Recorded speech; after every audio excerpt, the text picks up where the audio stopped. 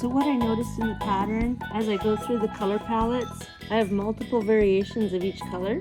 So what I'm going to do now is I'm going to go through and I'm going to change the color palette and pattern to include the number of variations in the graph.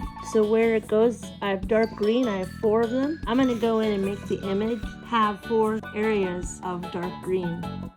I've decided to go and change the fins, so I changed the colors on the palette as well. Now I'm going to look at the pattern, just scroll through and see if I notice anything that's off.